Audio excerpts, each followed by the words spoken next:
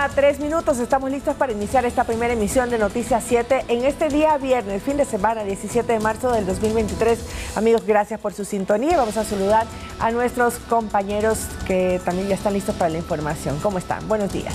Hola, ¿qué tal? Meche, Carolina, Lautaro. Hoy amanecemos con cielo despejado en la ciudad de Quito y también felices. Ya se siente el fin de semana. Al fin Andrea dijo, hoy no amanecemos con frío, entonces ya está cambiando el clima. Pues sí, tenemos muchísima información, sobre todo la que se desarrolló la tarde y noche del día de ayer. Ya es oficial, ya se entregaron firmas para la solicitud de juicio político en la Asamblea Nacional en contra del presidente Guillermo Lasso. Pero ¿qué implica? ¿De qué trata? Más adelante lo estaremos contando. Así es, y más adelante también tendremos, justo a propósito de este tema, una invitada en nuestro espacio, Natalie Arias, asambleísta de la bancada oficialista y también miembro del CAL, nos acompañará para abordar pues lo que será el proceso de juicio político en contra del presidente Guillermo Lasso. Pero compañeros, buenos días. Eso, compañeros, buenos días. Buenos días. Una buena semana que ya se está acabando laboralmente. Falta el fin de semana, que a muchos nos gusta bastante, pero en otros temas que en cambio no nos gustan. Anoche hubo terror en el cantón El Triunfo, en la provincia de Guayas, por un atentado contra Junior Roldán, alias JR, de los Choneros. Tenemos toda la información de lo que ha sucedido hasta el momento, lo que se conoce de este ataque casi mortal contra el cabecilla del grupo de delincuencia organizada. Impresionantes las imágenes que circularon en las redes sociales, muy fuertes también. Vamos a tener información en ese sentido de ese caso más adelante. Y les hacemos la invitación a todos ustedes para que nos sintonicen a través también del telegrafo.com.es. Recuerden, estamos en Pública FM y a través de nuestras redes sociales. Vamos a iniciar. La comisión del caso Gabela inicia sus labores con el tercer producto del perito Roberto Mesa. Se espera en 3 meses emitir el informe para saber qué pasó con la muerte del excomandante de la FAI. La Asamblea Nacional inicia formalmente el proceso de juicio político contra el presidente de la República tras la recopilación de firmas. El Consejo de Administración de la Legislatura tendría 3 días hábiles para calificarlo. Ministerio de Salud denuncia 5.400 nuevos casos de VIH en todo el Ecuador. 700 son en menores de 18 años. En deportes, la Federación Ecuatoriana de Fútbol hizo oficial la primera nómina de convocados del entrenador Félix Sánchez y no hubo sorpresa, solo el regreso de Junior Sornosa, que no fue al Mundial de Qatar. Ya es oficial, amigos televidentes y oyentes, la asambleísta Viviana Veloz de la bancada de Unión por la Esperanza presentó en horas de la tarde la solicitud de juicio político contra el presidente Guillermo Lasso en la ventanilla de gestión documental del Palacio Legislativo. Así es, el pedido cuenta con 58 firmas de 137 parlamentarios, aunque solo se necesitaban 46. Quienes suscribieron la petición pertenecen al correísmo, también al Partido Social Cristiano, disidentes de la Izquierda Democrática y también de Pachacutic. El asambleísta Juan Fernando Flores de la bancada por el Acuerdo Nacional se pronunció la noche de ayer. Escuchemos lo que dijo. Y el gobierno sigue estando donde tiene que estar para trabajar en función de los 18 millones ecuatorianos. Nosotros hemos sido claros de que aquí no vamos a ceder a ningún tipo de presión que pretenda que en función de lo que busca alguien desde un ático se adelanten elecciones para poder cumplir los caprichos personales. Aquí aspiraban a presentar con más de 70 firmas un juicio político que al día de hoy no llega ni siquiera a los 60. Preguntémonos cuáles son las aspiraciones que ellos tenían y por qué al día de hoy no han logrado cumplir y por qué tanto conflicto interno a la hora de firmar. Bueno, ya se ha pronunciado el gobierno sobre este pedido de juicio político a través de un comunicado que me confirman si lo podemos poner en pantallas, por favor. El gobierno lo que hace es rechazar este juicio político y aseguran que la demanda carece de elementos políticos, jurídicos que permitan sustentar estos procesos. Por lo tanto, dice el documento, no es un acto de fiscalización, sino un intento de desestabilización de los tantos que ha tenido la Asamblea, cierro comillas. Así es, ese es el resumen de lo que dice el comunicado, ya lo podemos ver en pantalla. Pero la causal escogida por los legisladores del día a la tarde de ayer fue delitos de concusión, cohecho, peculado o enriquecimiento ilícito, mejor conocidos como delitos contra la administración pública.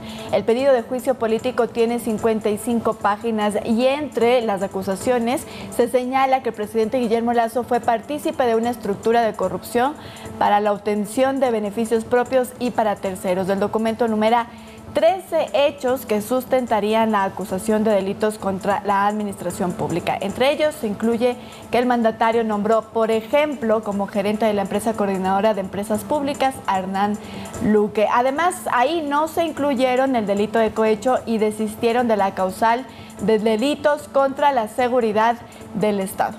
La misma noche de ayer y en un tiempo récord, el Consejo de la Administración Legislativa, CAL, ha sido convocado para hoy a las 19:45 para, entre otros puntos, conocer y resolver este pedido. Ok, solo para pues rectificar algo, no fueron 58 las firmas de respaldo, fueron en total 59 y además hay 4 proponentes de juicio político. Son efectivamente la asambleísta correísta Viviana Veloz, también Pedro Zapata del Partido Social Cristiano, Mireya Pazmiño, disidente de Pachacutic, y tenemos a Rodrigo Fajardo. Los 4 fueron de hecho miembros de la comisión que indagó, pues la comisión ocasional que indagó los hechos alrededor del caso Encuentro. Recuerden ustedes, finalmente los 4 hacen este proceso de juicio político. ¿Qué va a pasar ahora? Pues esta noche se reúne el CAL para calificarlo. Efectivamente, si cumple con todos los requisitos de norma, no de fondo, sino simplemente de norma, deberá ser remitido a la Corte Constitucional, que tiene un plazo de 6 días para pronunciarse y dar una sentencia favorable, es decir, de admisibilidad, y procederá el juicio político regresando a la Asamblea, yendo a la Comisión de Fiscalización, que tiene 30 días para elaborar un informe que diga que hay o no proceso de juicio político dentro del Pleno. Hay una recomendación.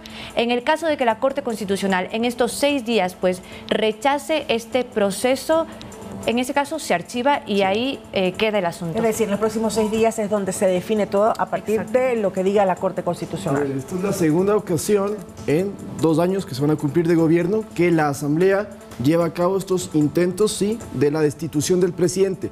Lo que pasaría si llega a pasar a favor de la Corte Constitucional, llega todo lo que has comentado, Carolina, se necesitan 92 votos de los 137, o sea, las 2/3 partes de todo el legislativo, para que entonces el presidente sea destituido y suba como máxima autoridad el vicepresidente Alfredo Borrero, en el caso hipotético que eso se lleve a cabo. Pero también no se olviden que hay la carta de la muerte cruzada que el presidente podría utilizar para evitar que lo destituyan y al contrario, él destituye a la Asamblea y él asume el poder durante 6 meses hasta que se convoquen a nuevas elecciones. Estamos hablando de escenarios todavía muy a futuro. Así es, el día de ayer la bancada de Acuerdo Nacional, que es del oficialismo, pues también se pronunció, también rechazó que se haya presentado esta solicitud de juicio político y lo que ellos dicen, voy a abrir comillas para leerlo solo la última parte de su comunicado, dice: esto solo configura un paso más hacia su objetivo de llegar a Carondelet por la puerta de atrás, manoseando la Constitución, atropellando la democracia y burlándose de la institucionalidad de nuestro país. Con esta información, 7:12, nos vamos a una pausa y enseguida regresamos con mucho más información en este día viernes. No se vayan.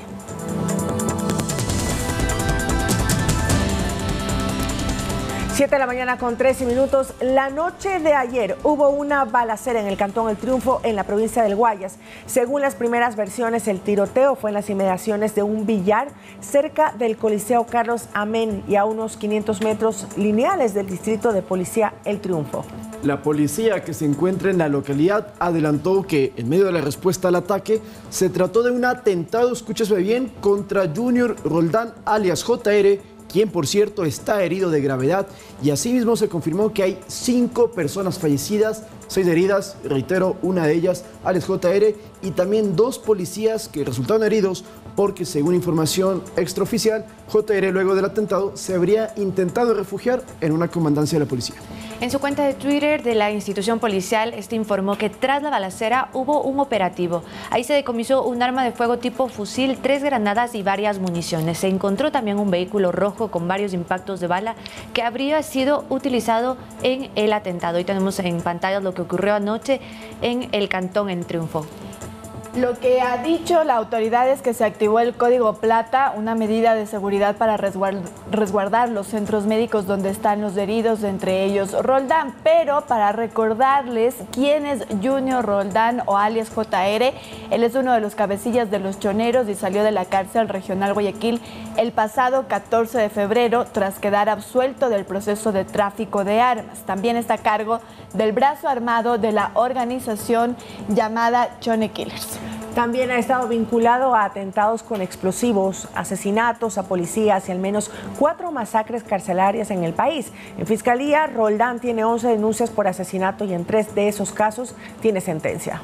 Pese a su historial criminal, alias JR tuvo un informe positivo por parte del SNAI y se indicó que el delincuente no tiene ninguna alteración psicopatológica. Claro, por eso pudo, digamos, salir, exactamente. Y a pesar, ojo, de que circuló información de presuntos desmanes en las cárceles, porque se dijo que luego del atentado se podían activar diferentes motines en cárceles como La Tacunga, como Guayaquil, pues hasta la mañana de hoy, el último reporte que hemos visto hoy, no hay ningún incidente en las cárceles, se mantiene tranquilidad, están los protocolos activados para evitar incidentes, pero reiteramos, es mentira que se hayan provocado balaceras al interior de los pabellones. Ya lo podemos ver en pantalla, se ha dicho que en coordinación con el Gabinete de Seguridad se están en reuniones a fin de precautelar la tranquilidad de todas las personas privadas de libertad y el control de los centros. Anoche lo que se mencionaba justamente era que se escucharon detonaciones en la penitenciaría de Guayaquil. Esto todavía no ha podido ser confirmado, pero sí, como lo dijeron, pues el SNAI activó el protocolo en todas las cárceles del país, no solamente en las de la provincia del Guayas, sino en todas las cárceles del país, para evitar cualquier tipo de enfrentamiento o reacción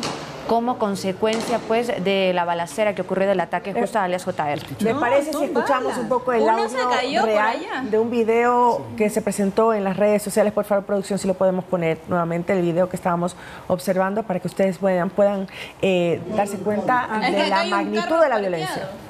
Y están con las armas. No sé si es que son policías.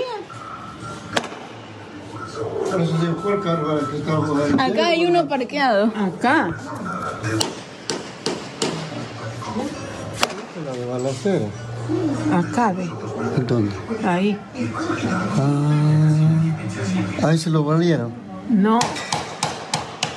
Están tirándose balas entre ellos. Yo creo que es a la policía. Es a la policía. La policía. Ven.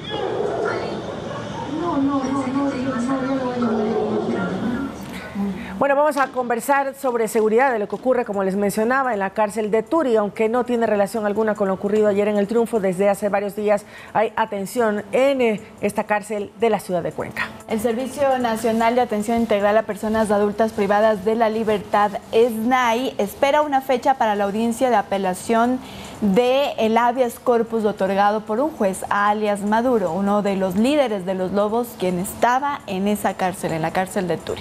Justamente en ese centro penitenciario renunció hace poco su director Omar León tras supuestas presiones. Vamos a ver la nota.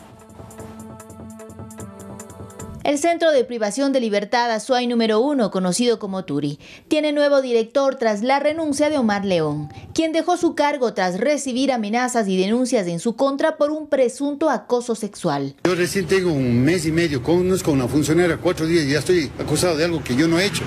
Oigan, ¿no les parece inverosímil? Desde el Servicio Nacional de Atención Integral a Personas Adultas Privadas de la Libertad, SNAI, se informó que se activó el protocolo establecido para estos casos, con la finalidad de esclarecer los hechos. Sin embargo, a decir del exdirector, esta denuncia se da con otras intenciones al interior del Turi. Muchos funcionarios que aquí también no ven mi presencia como algo agradable a ellos, porque ellos saben que están involucrados en muchas cosas y he cortado. Criterio con el que coincide Alexandra Zumárraga, exdirectora nacional de rehabilitación, tras analizar varias de las acciones sucedidas en los últimos días. Esta denuncia es simplemente una trampa para que el director sea destituido. Su presencia es incómoda, dado que está topando la estructura mafiosa que se encuentra dentro de este centro de rehabilitación. Pues León apeló la decisión de un juez de otorgar el habeas corpus a 2 internos, con lo cual se dispuso su traslado hacia el Centro de Privación de Libertad de Riobamba. Uno de los PPLs es alias Maduro, quien estaría vinculado con el asesinato del abogado Harrison Salcedo en abril de 2021. El director, como sabe cuál es el poderío de alias Maduro, que es uno de los jefes grandes de la mafia de los Lobos, él con toda razón pide que este habeas corpus de traslado a una cárcel de baja seguridad sea detenido y que se lo traslade más bien a alta seguridad. Según la última información del SNAI, están a la espera de una fecha para la audiencia de apelación, mientras en el Turi existiría una aparente calma. En este centro hay 1090 privados de libertad. Olga Velasco, Noticias 7.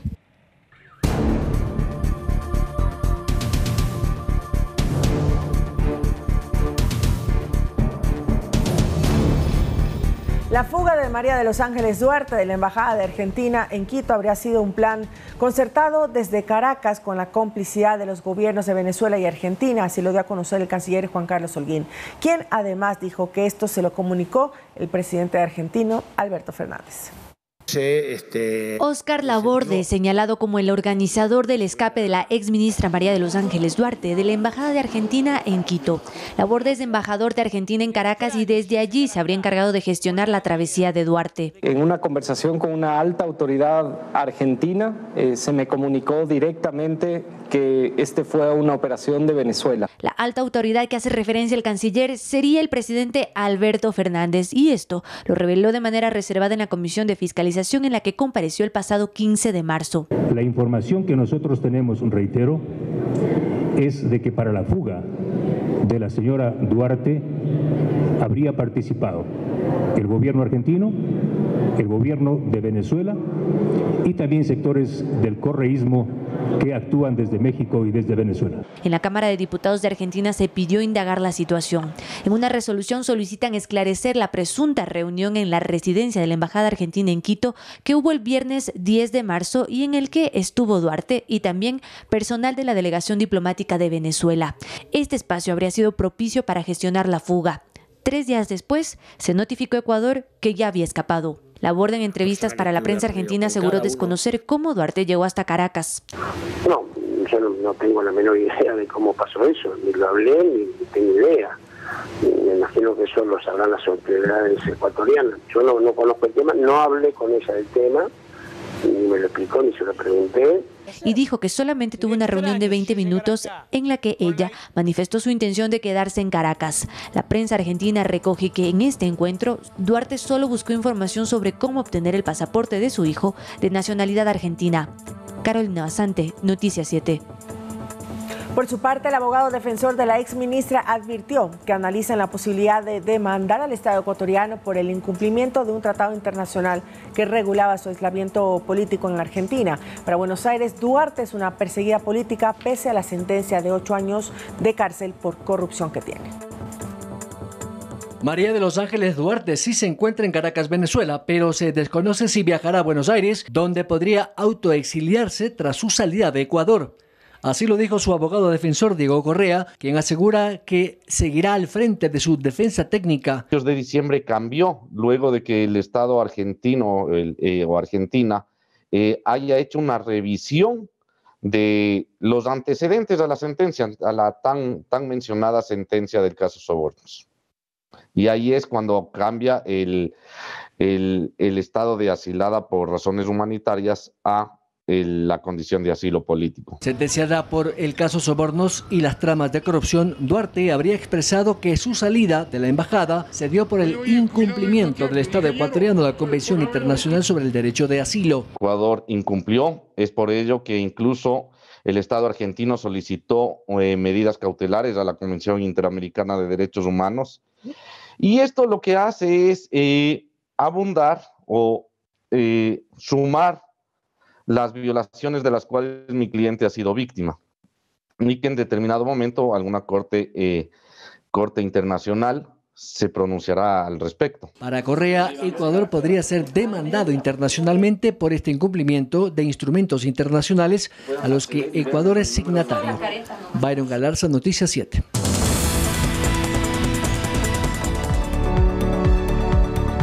De la mañana con 26 minutos y vamos a retomar la Asamblea Nacional, esta solicitud de juicio político que se presentó el día de ayer con 46 firmas. Ya se encuentra con nosotros conectada vía Zoom Natalie Arias, ella es asambleísta por la bancada de Creo. Muy buenos días, asambleísta, muchísimas gracias por su conexión esta mañana y quisiera iniciar preguntándole, hablábamos con usted mismo hace algunas semanas y nos comentaban que estaban, pues no estaban con preocupación de que esto ocurriera. Ahora, le pregunto, asambleísta, ¿están tal vez en diálogo con otras bancadas para que no se encuentren los votos y así se dé paso a este juicio político?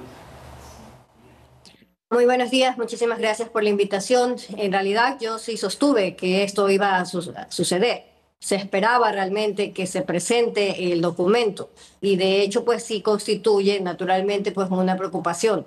Sin embargo, agregué a eso que a raíz de la información que habían incluido dentro del denominado informe de investigación, que podría haber llegado a ser informe pero no de investigación, pues no se encontraban causales en ese sentido para poder llevar a un juicio político a el primer mandatario del Ecuador. Entonces, eso es, de hecho, continúa de la misma forma porque en realidad pues no hay evidencias en ese sentido, por lo tanto no podrían haber incluido las mismas dentro de una solicitud.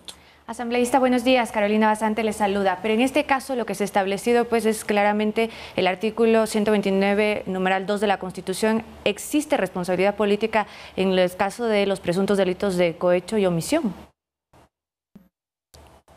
Cohecho y peculado es lo que han... Cohecho y peculado, perdón. Así es.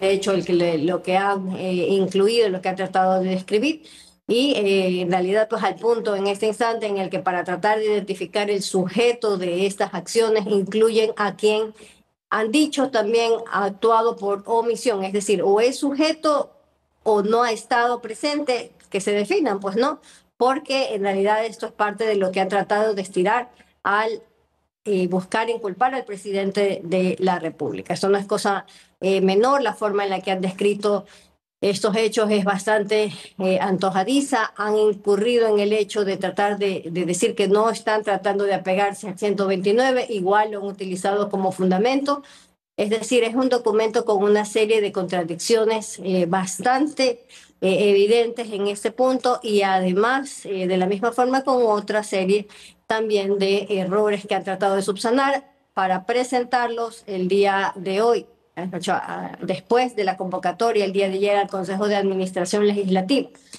Dos errores en este caso. El primero de ellos, el documento original, por apurados, como tenían la presión en ese sentido de ya presentarlo, entonces han cometido errores de forma y de fondo en la presentación. Y un error a esto pues también se agrega y que es de hecho pues el que más preocupa, el haber tratado de subsanar estos puntos con un alcance, siendo que ya la documentación que se incluyó en la convocatoria del Consejo de Administración Legislativa en este caso ya estaba adjunta, por lo tanto no se puede agregar así, porque así documentación para este proceso.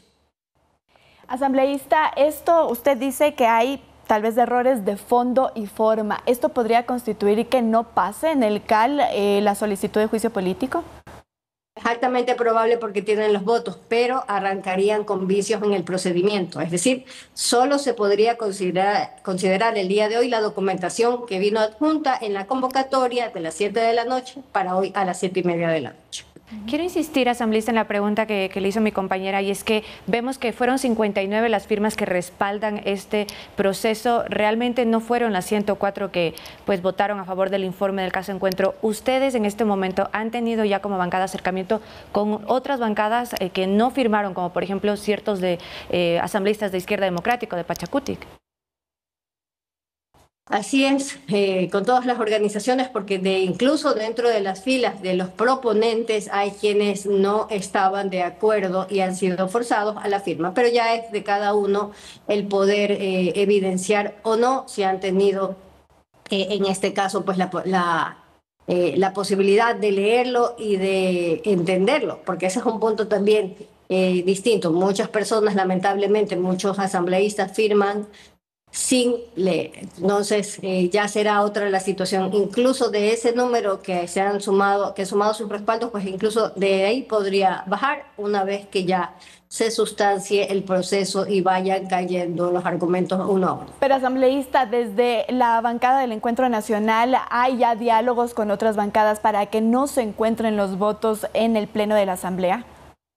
Sin duda alguna ha habido aproximaciones para poder explicar cuáles son los puntos que han sostenido en el informe o en este momento ya en la solicitud de juicio político y cómo se encausan, mejor dicho, no se encausan en lo descrito dentro del artículo 129.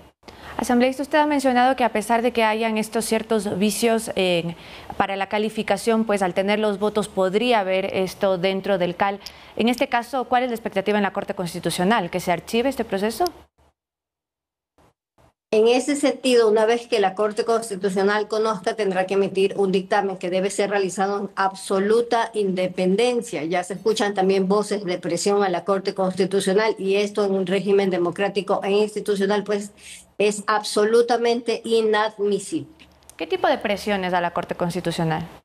Vemos en este momento menciones dentro de las redes sociales de parte de quienes conforman estas organizaciones políticas para insistir en el tipo de pronunciamiento que debería emitirse. De acuerdo, muy bien. Muchísimas gracias, asambleísta, por su conexión el día de hoy a Noticias 7. Estaremos pendientes de lo que ocurra en el Legislativo. Así es, vamos a una pausa y en breve pues vamos a tener más información.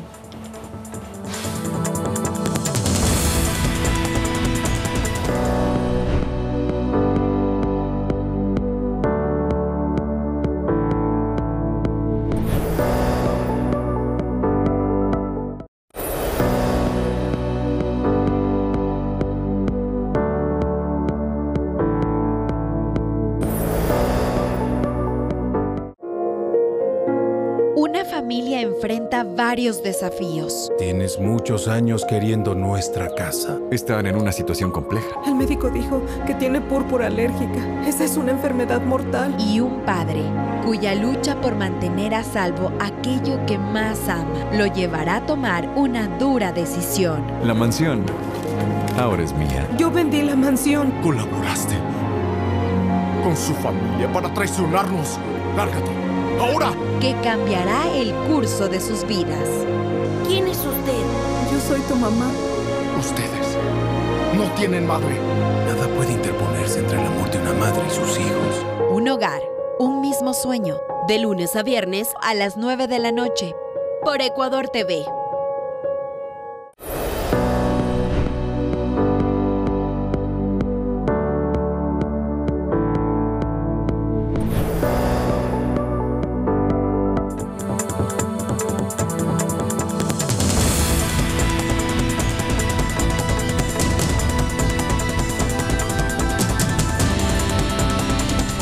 Estamos de regreso, continuamos con más de Noticias 7, primera emisión. Les contamos que indigentes y personas que piden dinero en la calle amedrentan en los semáforos a vehículos que circulan por distintas zonas de Quito. Ciudadanos exponen sus casos y hacen un llamado a que tomen acciones para precautelar su integridad. A la redacción nos llegó este video en el que un hombre que pide dinero toma una actitud agresiva contra una pareja. Y ellos nos escupieron el vehículo. Hoy lo mismo, pasó algo similar, que llegaron y quisieron amedrentarle a mi esposo y le insultaron, se acercaron al carro. Este hecho sucedió en las calles Huancavilca y Mariscal Sucre, en el sector de los Dos Puentes en el sur de Quito. No es el primer caso, ni la primera vez. Y obviamente tú estás detenido en un lugar muy estrecho donde no puedes escapar, te pueden hacer cualquier cosa, te pueden romper el parabrisas y obviamente estás a merced de ellos. En distintos puntos de la urbe, habitantes de la calle se acercan a los autos y de manera directa piden entre 50 centavos, $1 o cualquier moneda. Ante la negativa, mala cara. El otro día me pateó el carro uno atrás, ahí en la Magdalena, porque no le di plata. O sea, tenía $10 hecho. ¿Qué voy a sacar los $10? Me voy a quitar, pues. No es preciso generalizar que todos los limpiavidrios son personas malas que buscan amedrentar. Así nos cuentan vecinos del centro sur de la capital. Dicen, todo el mundo mundo dice eso, que son groseros, que nos dejan, cuando no les dejan limpiar los vidrios, se alzan, pero lo que conozco yo en verdad no son groseros. No he visto eso, pero sí he visto que arranchan teléfonos, eso sí he visto. No es peligroso, si usted no les hace nada, no pasa nada. Pero si usted les agrede o les dice algo, entonces ahí va a ser más peligroso. Pedir dinero en la calle no es un delito, pero la Agencia Metropolitana de Control y la Agencia de Tránsito realizan 3 operativos diarios por toda la ciudad porque en varios casos a los limpiaparabrisas se les han encontrado cuchillos. La sanción por portar arma blanca es de $450 y por mal uso de espacio físico es de $255. Sin embargo, la mayoría de indigentes o no tienen documentos o son extranjeros, entonces no hay forma de sancionarlos. Ante la problemática, resulta mejor prevenir que lamentar. Yo pongo seguro, el vidrio le subo para que no sea agredido. Pues. En sitios como estos y aprovechando los semáforos se ubican los limpiaparabrisas. Los hemos buscado, pero ante nuestras cámaras prefirieron ocultarse. Y en todo caso, reiteramos el mensaje, evite tener sus celulares o objetos de valor cerca de las ventanas o vidrios que pueden atraer a los amigos de lo ajeno. Desde el sector de los 2 puentes, con cámaras de Giovanni Murillo, Lautaro Andrade, Noticias 7. Bueno, entonces no se olviden que esto pasa en todas las ciudades, no solamente en Quito, no solamente en el sur, en el centro, en todas partes. Si usted observa personas que vienen a pedir dinero, también los famosos limpiaparabrisas, es mejor subir el vidrio, no responder y tratar de evitar tener una confrontación con ellos, porque hay casos, como ya los escuchamos en el reportaje, de situaciones agresivas. ¿Qué se puede hacer también? Reportarlo a la policía para que vayan mediante operativos junto a policía y otras instituciones municipales y hagan estas requisas porque, reiteramos, en muchos casos las personas lastimosamente que están en los semáforos tienen o drogas o se les ha encontrado cuchillos. Más de 1000 operativos hizo la AMC el año pasado y en este 2023 ya llevan más de 200. Mejor llevar los vidrios arriba, esa es la mejor recomendación. Una de las instituciones a las que tú te referías del municipio a la que usted se debe comunicar es a la Agencia Metropolitana de Control. Recuerden que, como su nombre mismo lo indica, ellos realizan el control en el espacio público. Los limpiaparabrisas, al estar pues haciendo una actividad informal y regular, deben o deberían pagar el 50% del salario básico unificado, además de una multa de $100 por utilizar el espacio público para sus comercios. Es decir, sí hay multa para ellos. Hay multa y también se toman acciones. Recuerden ustedes que hace 2 años se presentó y se registró un caso de un ataque, un abuso sexual en la avenida 10 de agosto y Naciones Unidas. Justamente era de un limpiaparabrisas que pues le había agredido a una joven y ella presentó la denuncia. Se pudo detener a esta persona, así que usted también, en el caso de encontrarse en alguno de este tipo de situaciones, lo más importante es que usted pueda reportar a las autoridades para que se tomen medidas correctas y así evitar que otras personas sean víctimas también de esto. Excelente. Bueno, 7 de la mañana con 39 minutos. ¿Y sabían ustedes, compañeros y amigos televidentes, que cada ecuatoriano consume al menos 217 huevos al año? La industria avícola mueve millones de dólares anualmente en relación a este producto. Hoy, 17 de marzo, se celebra el Día del Huevo, justamente para resaltar la producción y sus valores nutricionales. El huevo es la primera proteína en la mesa de los ecuatorianos, para muchos considerado un superalimento porque contiene complejo B, luteína, zeaxantina, vitamina D, entre otros. Y es que 3 huevos sustituyen fácilmente a un filete de pollo. Las personas que comen huevo en el desayuno suelen ser personas que mantienen niveles estables de glucosa en sangre, que tienen menos hambre a media mañana, que tienen mejor saciedad y más capacidad de concentración. Según la nutrióloga Alegría Dávalos, bebés desde los 6 meses ya pueden consumir este producto y se recomienda comerlo al menos 2 veces al día. El huevo es un alimento completo, suficiente, económico y versátil. Podemos comer el huevo todos los días sin preocuparnos absolutamente de nada. Según la Corporación Nacional de Avicultores, cada ecuatoriano consume al menos 217 huevos al año y en este periodo de tiempo el sector avícola mueve millones de dólares. Que promueve el empleo a más de 300,000 personas, genera 4.500 millones de dólares al año. Sin embargo, este sector ha sufrido varios golpes. El último, la gripe aviar, que obligó al sacrificio de millones de aves. 1.200.000 aves, eso representa el 8% de la población de postura del Ecuador. Esto ha provocado que el precio por cubeta de huevos llegue hasta los $6 o $7. Nosotros los conseguíamos a 3,15 y los encontramos ahora casi 4,50, 4,25. Por ello se inició un plan estratégico de vacunación contra la gripe aviar, pero cada productor debe costear cada vacuna. Una dosis más o menos está costándole 4 centavos, pero recordemos que un productor tiene 100.000 gallinas y no es solo una, sino son al menos 2 o 3 dosis por gallina. Cada 17 de marzo se celebra el Día Nacional del Huevo. Por ello, avicultores y especialistas garantizan el consumo saludable de este producto. Está garantizada la calidad del producto. Se dice que donde hay huevos en la cocina hay hogar. Edison Saavedra, Noticias 7.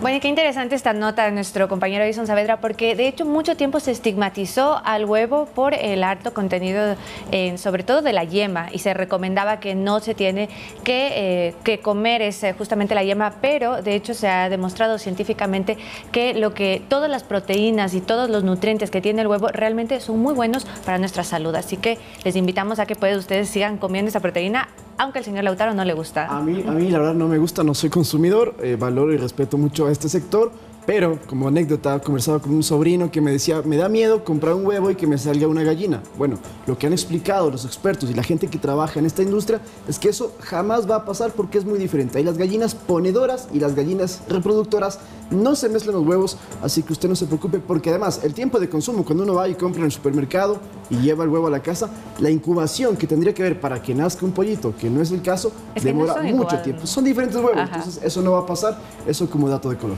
Bueno, y como dato también adicional y súper importante, que el público tenga toda la seguridad en estos momentos para poder consumir esta proteína, pues que de muy alto valor nutricional, que además tiene un bajo costo, a pesar de la situación del aviar, ya están llegando progresivamente más y más vacunas, por lo tanto se tiene toda la tranquilidad y seguridad de poder consumir, que puede aportar muchísimo al menú ecuatoriano en cuanto a nutrición a un precio muy bajo. Las autoridades ya lo han dicho y lo han repetido en varias ocasiones, que si usted cocina bien los alimentos, en este caso el huevo, si se lo cose bien, pues no tiene ningún peligro de contagiar gripe aviar. Recuerden que incluso no se contagia por los alimentos, sino por otras situaciones. Por ejemplo, tener contacto directo con las heces del animal, etcétera.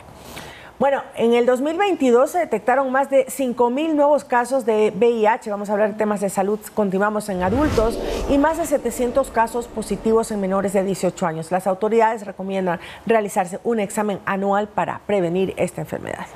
El colapso de los sistemas de salud debido a la pandemia del COVID-19 también provocó que los casos positivos de VIH no puedan ser contabilizados. Pero ahora, 3 años después, ya se tiene una cifra. Y lo más alarmante es que esta va en aumento. A corte de diciembre del 2022, nosotros tenemos 5.440 nuevos casos. No obstante, no pasaría lo mismo con las cifras de mortalidad a causa del SIDA. Se tiene una tendencia de más o menos 780 casos cada año de mortalidad. Por ello, desde el Ministerio de Salud hacen hincapié en la importancia del tamizaje o examen para detectar esta enfermedad.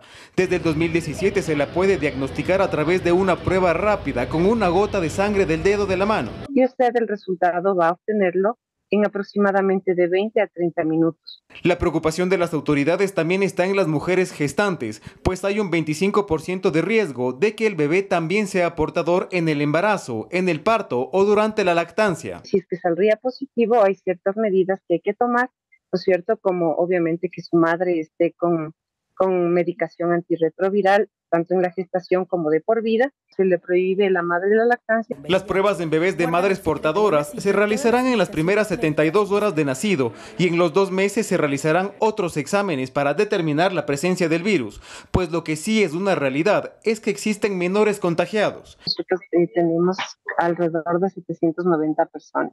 Desde los niñitos, desde los 18 meses de edad hasta los 17 años, 11 meses. El 70% de las personas infectadas presentarán síntomas como una gripe fuerte, pero el otro 30% son asintomáticos, y esto es lo que preocupa, puesto que el virus puede permanecer sin síntomas de 2 a 15 años. Y en ese periodo de 2 a 15 años, usted puede hacer millones de cosas con su vida. Puede casarse, puede tener relaciones o prácticas sexuales con muchas otras, correcto. Dejando de lado el tabú, se recomienda realizarse exámenes cada año, pues el VIH no discrimina sexo, edad, religión o condición social. Edison Saavedra, Noticias 7. Para conocer más sobre esta enfermedad vamos a realizar una serie de reportajes, nuestro compañero Edison Saavedra, para que ustedes estén pendientes lunes, martes de cómo detectar esta enfermedad, cuáles serían sus posibles tratamientos y también cómo enfrentarla si es que usted ha sido detectado con esta enfermedad. 7 de la mañana, 46 minutos, y en un operativo interinstitucional se trató de clausurar a residencias en el centro de Quito que no tendrían permisos para que se ejerza en su interior el trabajo sexual. Sin embargo, las mujeres dedicadas a este sector se opusieron. Nuestro compañero Lautaro Andrade nos tiene más. Dejando los prejuicios de lado, el trabajo sexual no está prohibido en el Ecuador y como cualquier otro oficio demanda garantías. En estas viviendas coloniales del centro de Quito, en la calle Esmeraldas y Vargas, mujeres ofrecen servicios sexuales a cambio de dinero. Nosotros cobramos $13 el punto, como se dice, pero hay hombres que vienen con 8, con 9. El problema es que la razón social de los inmuebles es de residencia u hostal para el hospedaje de turistas nacionales o extranjeros. Pero al adentrarse, se descubre que hay mucho más. Esta es la casa de los cucos, como la apodan sus ocupantes. Nos recibe un olor nauseabundo, vomitivo y de ambiente pesado. Por palabras de los propios policías, es un lugar inhabitable. Droga, condones, basura, suciedad y objetos robados. Todo en 3 plantas que se convirtieron en el lugar predilecto para esconderse de la justicia. Estos lugares están siendo utilizados como guarida de delincuentes en los cuales causan zozobra e inseguridad en todo el sector. Pero volviendo al eje central del asunto, en este hostal contiguo a la casa de los cucos viven inmigrantes que alquilan piezas por $30 a la semana. Yo vendo caramelo. Mi esposo está vendiendo, salgo en la mañana y sale en la tarde. Pero no he visto cosas malas, si no viviera aquí, porque tengo 3 hijos. ¿De dónde viniste? Soy de Venezuela.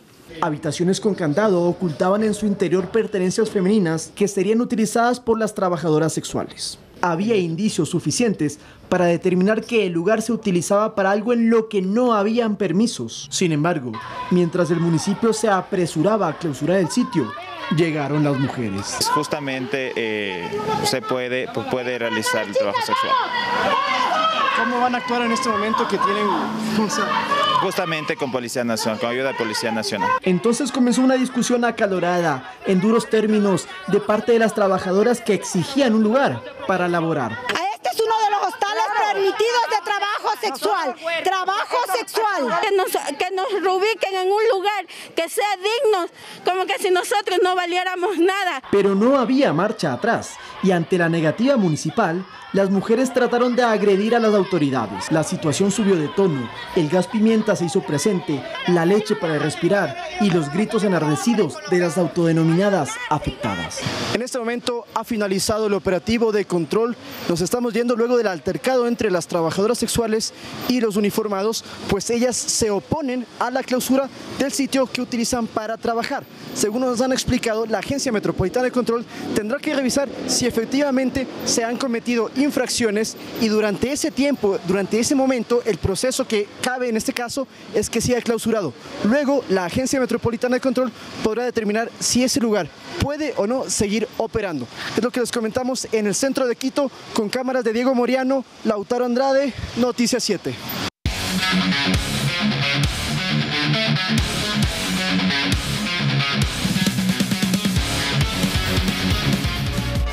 Hola, hola, muy buenos días, feliz viernes, qué emoción, ya es viernes, compañeros, buenos días. El sol en el estudio.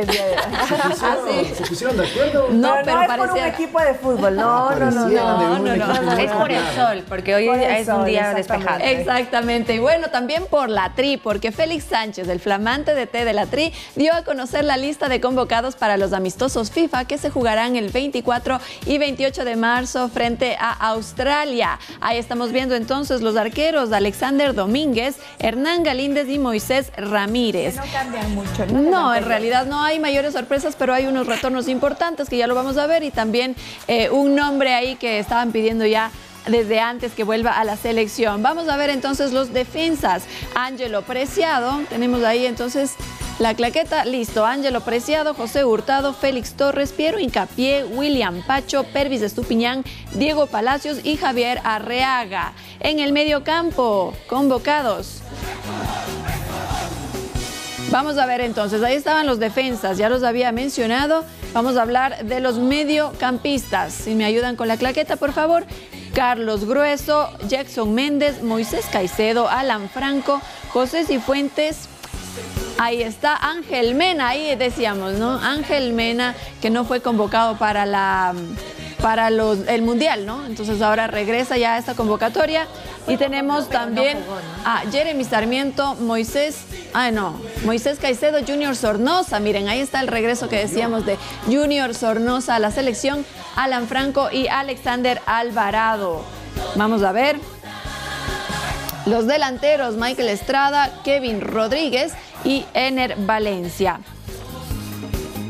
Ahí está entonces. Estaba feliz Lautaro porque han convocado nuevamente a Kevin Rodríguez. No. Ya. Está celebrando. Por Sornosa quizá. Mundial, ¿no? Sin experiencia que venía. Vamos a ver cómo le va en esta nueva convocatoria. A propósito de la Tri, entrevistamos a Antonio Valencia ayer en la presentación de su equipo y le preguntamos sobre la situación actual del fútbol ecuatoriano, su opinión sobre el nuevo técnico de la selección y también a quién ve como su sucesor en el fútbol internacional. Tienen que venir directivos y empresarios como el presidente de Independiente, con una visión que a cambiar el fútbol ecuatoriano. No puede venir alguien sin ningún centavo y ser presidente y no tener idea de lo que está haciendo, ¿no? Yo creo que hay que cuidar el fútbol ecuatoriano, hay que cuidar porque es una alegría para el país, ¿no? Y si no lo cuida van a haber problemas, van a haber jugadores que no van a estar al día, no van a poder rendir. Entonces, para mí tienen que venir empresarios importantes como Don Michel. Ahora, con el tema de la selección, se viene un nuevo director técnico que ha sido además muy criticado esta gestión, esta contratación. ¿Cómo lo ves tú? Bueno, ya lo dijo Chango. Mentira. Yo creo que, no, deseándole suerte, que le vaya bien. Contento que van a venir 2 partidos amistosos. Ojalá que le vaya bien a la selección, porque si la selección le va bien, al país estará con un poco de alegría. Lo necesitamos ahora más que nunca. Ojalá que le vaya bien al técnico. Un jugador que tú veas y digas, ese era yo a esa edad. ¿Quién podría ser nuestro nuevo Antonio Valencia? Lo veo con esas ganas, Páez. Lo veo con esas ganas, con ese deseo. Lo veo que no es un chico que se esconde en la cancha, entonces siguiendo Páez, ¿no? Entonces yo digo, ese era yo, ¿no? Entonces me da mucha alegría de ver que el chico cada día está progresando. ¿Y de los que ya están afuera? Bueno, Caicedo lo está haciendo muy bien, Moisés lo está haciendo muy bien. Ojalá que pueda ir un equipo grande y que sea Manchester. Bueno, ya lo decíamos, esto durante la presentación de la plantilla e indumentaria con la que su equipo AB25 participará este 2023 en el campeonato de la segunda división del fútbol ecuatoriano. Si hay alguien que sabe cumplir sueños, ese es Antonio Valencia. Aunque muchos de ellos, confiesa, ni siquiera pasaron por su cabeza. Ha sido complicado, pero gracias a Dios ahora tenemos un complejo propio. En 2 meses vamos a inaugurar una cancha, entonces estoy muy feliz por el bien de los jugadores, ¿no? Porque yo creo que con una cancha buena, en óptimas condiciones, el jugador va a ser feliz y va a rendir más. Antes como jugador, hoy como dirigente y dueño de su propio equipo de fútbol AB25, que presentó su plantilla e indumentaria con la que jugará este 2023 en la segunda división del fútbol ecuatoriano. Esperamos que vayamos a hacer un torneo bueno, me siento muy orgulloso de que vamos a enfrentar a Deportivo Quito, ¿no? un equipo histórico, ¿no? Ojalá que lo vaya muy bien y esperamos que podamos hacer una buena pretemporada. Un proyecto ambicioso que busca convertirse en un semillero como Independiente del Valle dice. Felicitaciones por todos los logros que están haciendo y como ecuatoriano me siento muy orgulloso. Esperamos que nosotros podamos hacer el mismo trabajo que ellos. Este es el sueño actual del Toño, quien fuera nuestro máximo representante en el fútbol internacional y hoy busca dejar un legado aún mayor, aportando al desarrollo del balompié ecuatoriano. Miriam Zambrano, Deportes 7. Y antes de que se nos acabe el tiempo, rapidísimo, se realizó ya el día de hoy el sorteo de los cuartos de final de la Champions League y los cruces quedan: Real Madrid contra el Chelsea, Benfica Inter, Manchester City contra el Bayern Múnich y el Milan contra el Napoli. Real Madrid-Chelsea es un partidazo. Siempre que está el Real Madrid es un partidazo, por favor. Bueno, y con eso terminamos la información deportiva y semanal también. Compañeros, que tengan un excelente fin de semana y ustedes en casa también. Buen fin de semana, compañeros. Fin de semana para todos. Regresamos el lunes.